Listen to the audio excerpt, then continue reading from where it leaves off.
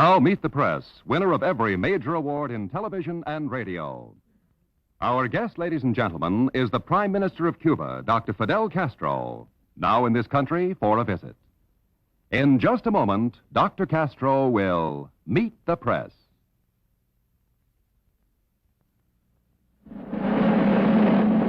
Reward. Not so long ago, reward meant this. Today, it means many things to many people. Fame, cheers of the crowd, fortune. But for me, there are far better, greater rewards. Like the one that's mine when I helped a baffled, bewildered girl find meaning in her life. Or the warm glow of knowing I've helped young people on the pathway to faith and belief. You see, I'm on the staff of the YWCA, the Young Women's Christian Association.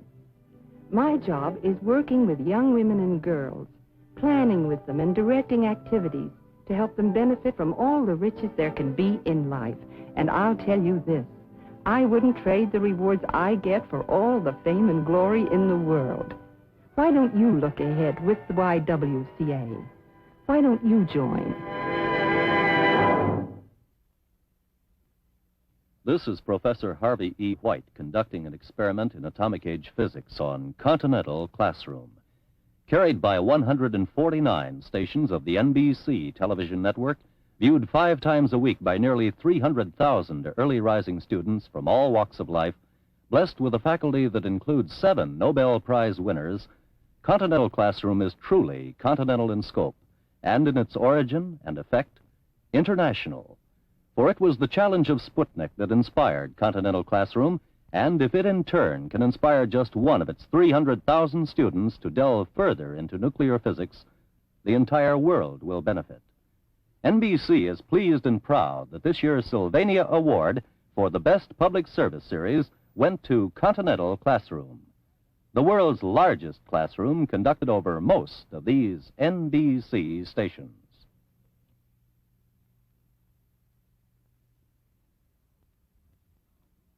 Now meet the press, produced by Lawrence E. Spivak.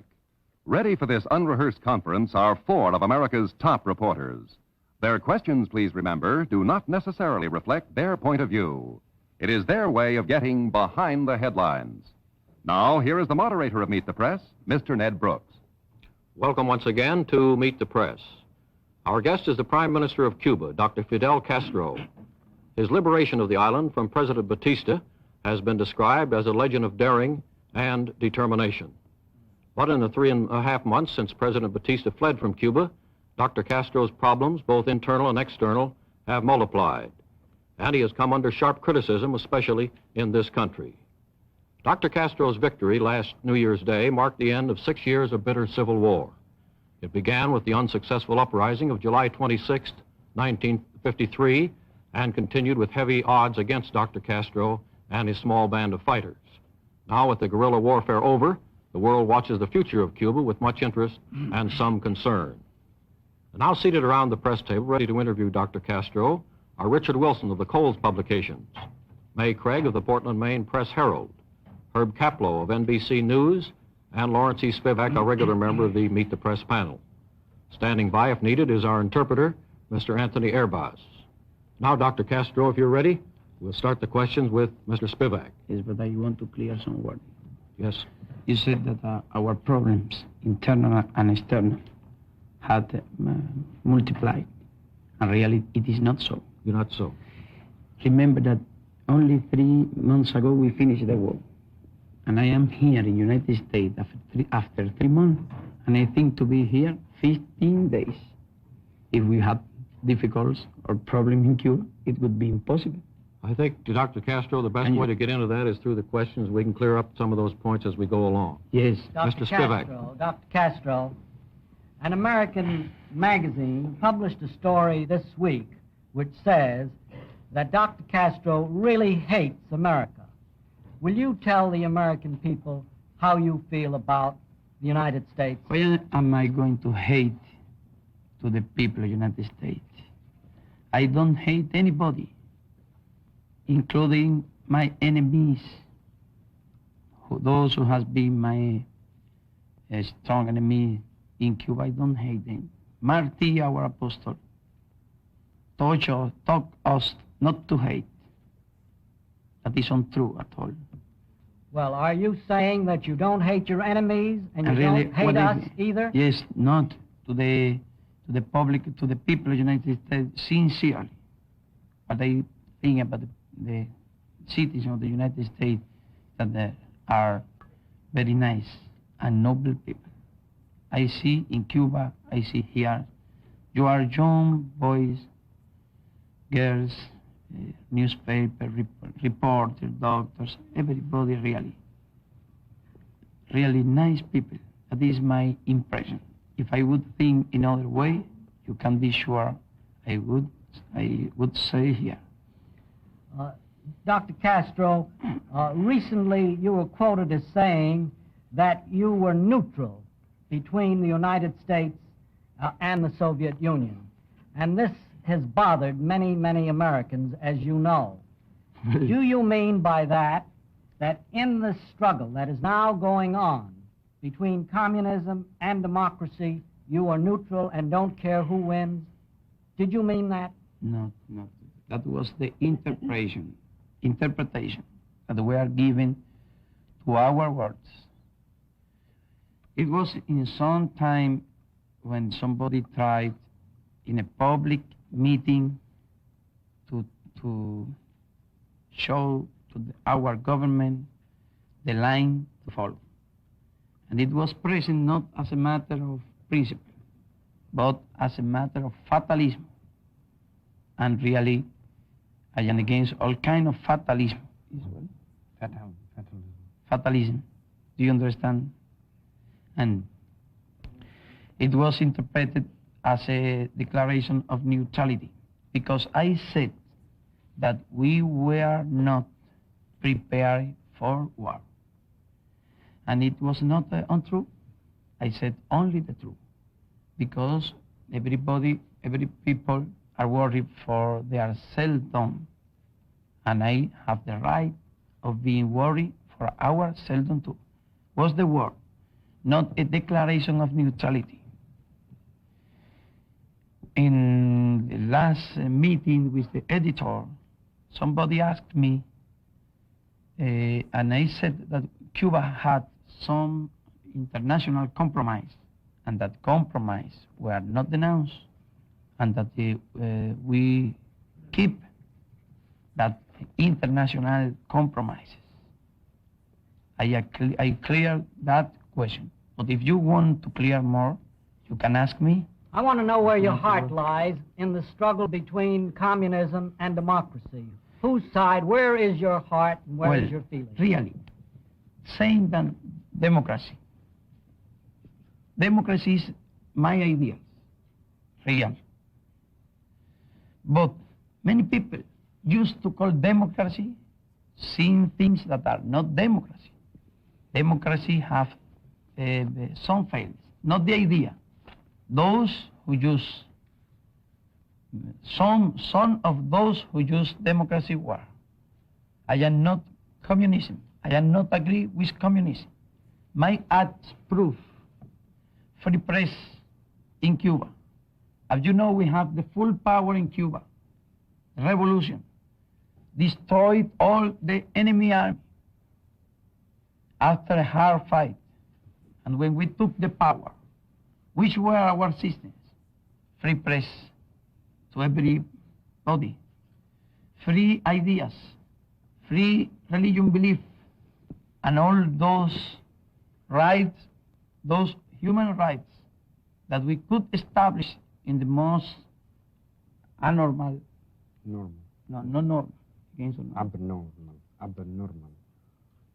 In the irregular circumstance of the changing from one system to other. There is no doubt for me between democracy and communism. But not only democracy as a word. That is why we call our ideals humanism, because we not only want to give freedoms to the people, but to give the way of getting their life, to eat, to live. Not only theoretical words. Can we move along to Mr. Kaplow? Dr. Castro, what good has your visit done so far? ¿Qué beneficios ha tenido su visita hasta la fecha? Well, spiritual profits, because I didn't came here for material profit. Nevertheless, if we are not well understood here in United States, we would get damages, material damages. Do you think you now better understand the United States from your few days here? I believe that here in the United States, the people and everybody and the government are going to understand us better. It is good not only for Cuba, it is good too for the United States.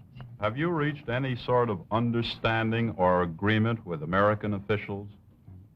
Not understanding, because as you know, I came not as an officer traveler. I was invited here for the Editor Association, and I have reached honor here of official honor. Well, have but you my discussed- visit was not an official visit. Have you discussed any sort of trade agreement? Well, I think that in first place, it was necessary to clear several concepts about our revolution. First place, it was necessary to speak to the public opinion of the United States. That is our way of doing the things. We go first to the public opinion. And when public opinion support our cause, it will be easier that the government support and understand our cause. It is a matter of public opinion because this is a country of public opinion. Mrs. Craig. Dr. Castro, Senator Smathers of Florida says that you have many communists in your government. Is that so? And because Senator Smathers said it ought to be true, I don't think that. I can, in first place, that is, I have read some lists that I don't doubt that saying if it continued to discovering such communists in our government, including Adam and Eve, are going to be communists too. What I can tell that the truth is that in Florida, unfortunately, there are Rolando Masferrer, gangster, chief of gangster band, that killed about 1,000 Cubans. And I am sure that if United States people know the history of what Rolando Masferrer did in Cuba, nobody in the United States would like that man be here asking us living here. Lauren, Ventura, and dozens of war criminals are there in Florida. That is the only truth. I don't know why Mr. Smith said that. And I think that he investigate, he will find that he is far for giving a good information about that. An American magazine published here this week says, after a survey of Cuba, that your brother is a communist and his wife also. And Do you believe how that? U.S. is going to know that better than myself, that is my brother and my sister-in-law. I can tell that they are not communists. It is, they speak that sometime he went to Europe in some travel when he was a student. But it would be correct to tell that Stevenson is communist because he went to Moscow. My brother was not in Moscow. Nixon is going to Moscow. But what happened is that here in the United States, any officer, any people can go to Moscow and nobody tell that he's communist. But if some Cuban, for example, go to Europe, near Europe, then very soon many people began to tell that are communists. Why can't you travel? When can you go and you are out of any suspicion? And our men cannot be. We have been deceived in this country and have had communists in our government. Are you sure you have none in your government? Well, that is another thing. To be sure, it is possible that there be someone, and someone fighting the war in Cuba. The Communist Party is a small one party, as there are many other parties, and as in Cuba, everybody, the 98% of the people, because in Cuba there was not civil war. Civil war was here, for example, in the United States, some part of the nation against other part. In Cuba was a war between the people of Cuba and a band of grafters and criminals. And so some of them were like of the other party. That is true, but their influence in government is nothing, not exists at all. And to prove this, what you owe is to see what are we doing in Cuba, and if we are helping communism idea, or we are helping democracy ideas, if we are helping any kind of communism idea, or really we are strengthening the love for freedom, democracy, human rights in our country. That is what you, the reporter, ought to investigate, not to write the first thing that can be heard, because that is not good way for earning friends, because nobody can earn friends without understanding. Nobody can earn good friends attacking or writing the first things. You have the same duty that we have in making this form of understanding. I came here, nevertheless, my duties in Cuba, for the best understanding. I hope you in the United States do the best too for this understanding. Mr. Wilson. Dr. Castro, you have made just now an eloquent statement on behalf of democratic government. When do you intend to have an election in Cuba? Oh, you can be sure I am the man most interested in one election, because for me and for our minister, power is only sacrifice. Power is only job. What we want is to get as soon as possible the condition for free election. How long will that take? Not in any condition more than 4 years. In any condition. Why do you have to wait 4 years? Oh, I am going to tell you, to ask you, for example, why United States intervention in 1906 endured 3 years? Why did you need 3 years? And there was not revolution. This is a revolution. We have to attain many problems. We are working. As more people help us, more we be understood, more fast we can to solve our problems, and more fast will be the election, because we are the most interested in them. The most interested, you can be sure that. What happened in Cuba?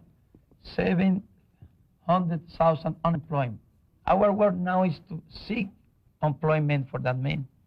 We have to establish about 10,000 schools in Cuba, hospital for all those people that need, because in the past in Cuba, when there was no dictatorship, there was either real democracy, because politicians went for the streets, for the country, buying votes, offering money to those who were unemployed, offering bed in the hospital, offering place in the schools, offering to buy the vote. There was a lot of corruption.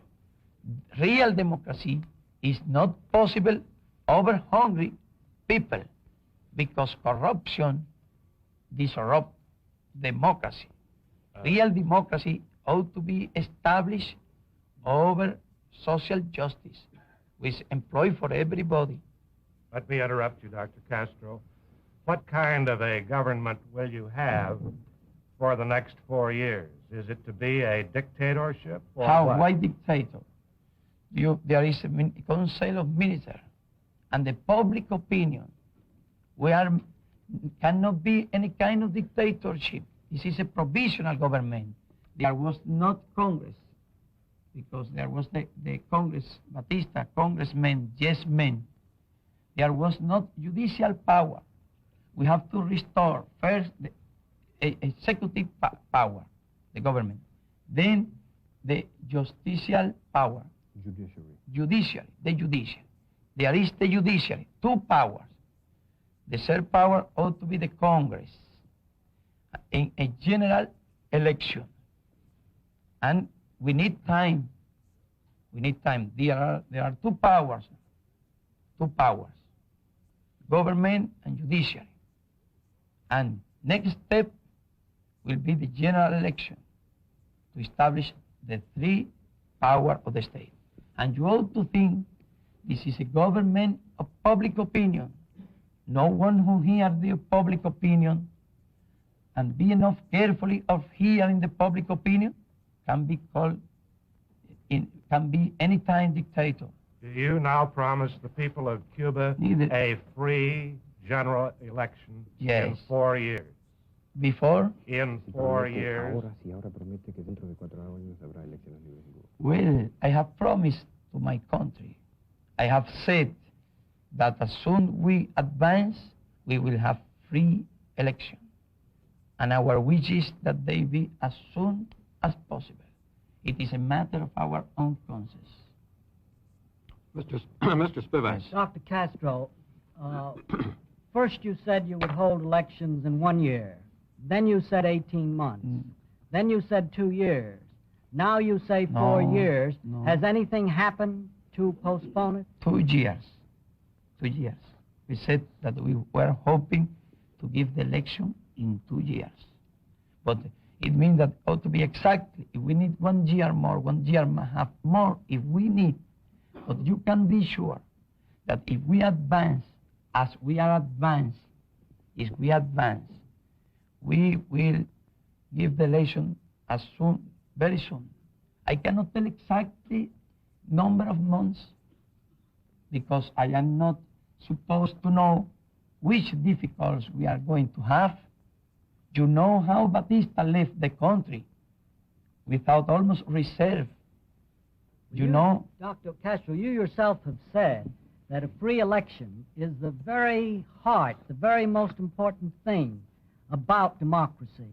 Yes. And don't you think the Cuban people will be Yes. ready for democracy for 4 years? Yes, but you cannot impose to the people the free election if the people doesn't want. How You do you cannot know? impose. How do you know that? How do you know? Because in many acts I began to speak of election, and thousands of people began to say that they are not interested now in election, but that in working, you can see that. Suppose they say that after Well, 4 I am years. defending in the public opinion of my country the election. I am the defensor of the election. Do you know why? Because people was unfortunately accustomed to politicians that never did anything for the people, and now they are happy. And we are defensors. You can be sure about it.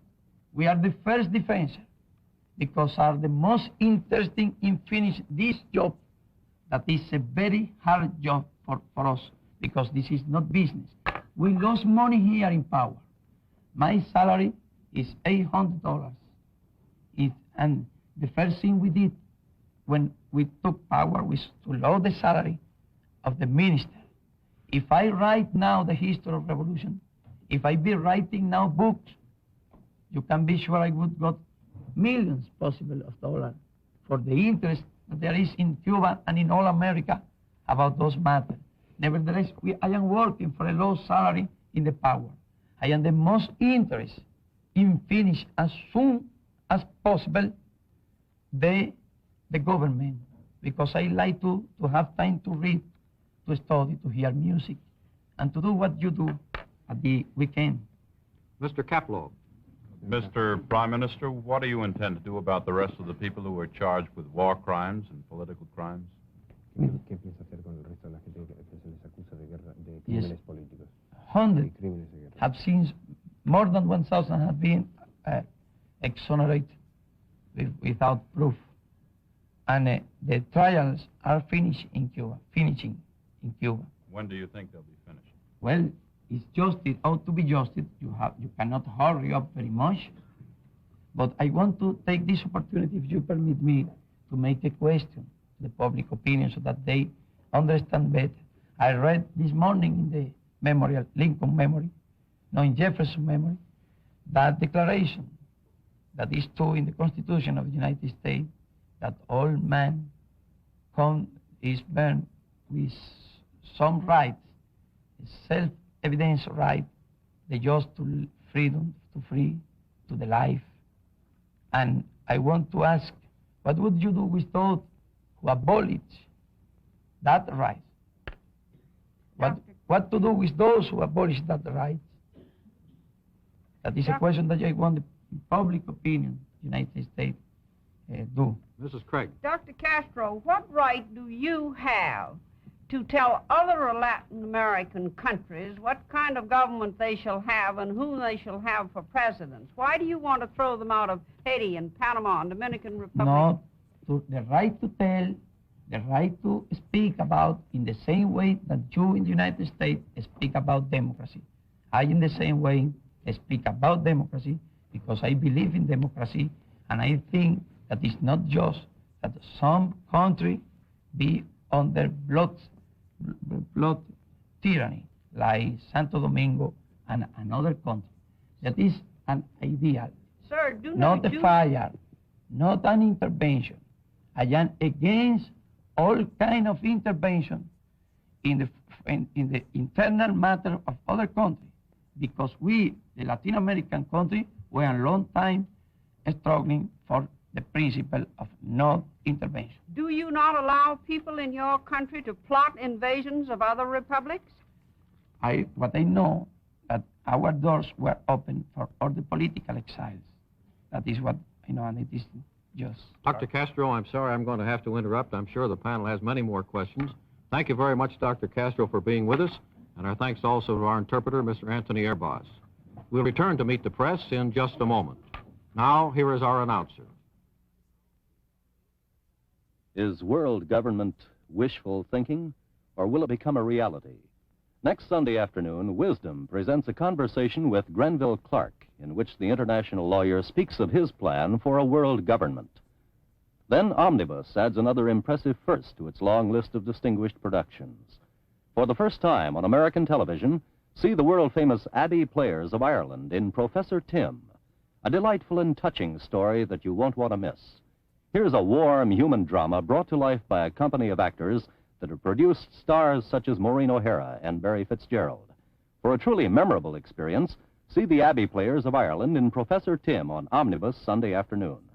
Following Omnibus, see the 7th Annual Golf Tournament of Champions, direct from the Desert Inn Country Club in Las Vegas, with defending champ Stan Leonard, Gene Littler, Art Wall Jr., Kerry Middlecoff, and many more, next Sunday afternoon over most of these NBC stations.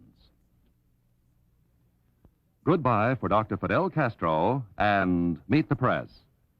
For a printed copy of today's discussion, send 10 cents in coin and a stamped self-addressed envelope to the National Publishing Company, Washington 2, D.C. Meet the Press is produced by Lawrence E. Spivak, associate producer Betty Cole, directed by Frank Slingland, technical director Leon Cromack, production supervisor Doris Corwith. Next week, Meet the Press will be seen at 4:30 Eastern Daylight Time, 1 week only over most of these NBC stations. Consult your local papers for the time and station in your area. Our guest will be the brilliant British economist and political scientist, Miss Barbara Ward. This is Lee Dayton speaking. Meet the Press came to you from the NBC studios in Washington. This program was a public affairs presentation of NBC News.